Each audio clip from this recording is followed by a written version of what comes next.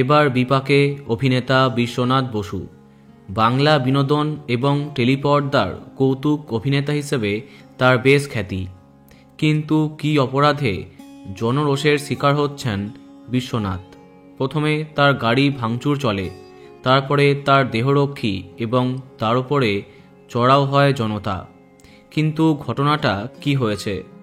সংবাদ মাধ্যমে জানা যাচ্ছে তিনি গেছিলেন পশ্চিম মেদিনীপুরের বেলদায় নেতাজি তরুণ সংঘ ক্লাবের 30 বছর পূর্তি উপলক্ষে একটি অনুষ্ঠান করতে। সেখানে নেতাজির মূর্তিতে মাল্যদান করতে বলা হয় তাকে। তখন ভুলবশত জুতো পরেই নেতাজির গলায় মালা দিয়ে বসেন অভিনেতা। আর এখানেই ঘটনার সূত্রপাত। যদিও এবিপি আনন্দকে বিশ্বনাথ জানিয়েছেন, তিনি মাল্যদানের পরে মঞ্চে উঠে নেতাজি সুভাষচন্দ্র বসুর স্মরণে কিছু কথা বলেন, এমনকি নিজের ভুলের জন্য ক্ষমাও চেয়ে নেন।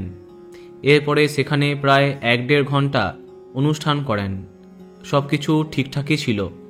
তবে মঞ্চ থেকে নামতেই ক্লাবের সম্পাদক সহ বেশ কয়েকজন এসে তাকে ফের জুতো খুলে মাল্যদান করবার কথা বলেন। তবে অভিনেতা জানান তিনি ইতিমধ্যেই ভুল স্বীকার করেছেন। আর এরপরই চড়াও হন তারা। অভিনেতার অভিযোগ, তারা মারমুখী হয়ে ওঠেন, এমনকি তার দেহরক্ষী ড্রাইভারের গায়ে হাতও তোলা হয়। অভিযোগ, উত্তেজনা ছড়াতেই গাড়ি নিয়ে পালিয়ে আসার চেষ্টা করেন বিশ্বনাথ বসু। এদিকে তখন গাড়ি ধাওয়া করে উত্তেজিত জনতা, গাড়ি ভাঙচুরও করা হয়। গোটা ঘটনায় আতঙ্কিত বলে জানিয়েছেন অভিনেতা বিশ্বনাথ বসু।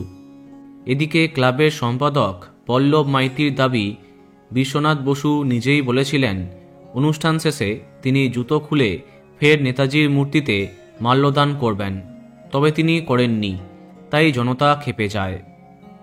বন্ধুরা, ভিডিওটি এইটুকুই। বাংলা বিনোদনের অন্যান্য আরও ভিডিও পেতে সাবস্ক্রাইব কারেন্ট পজ। ধন্যবাদ।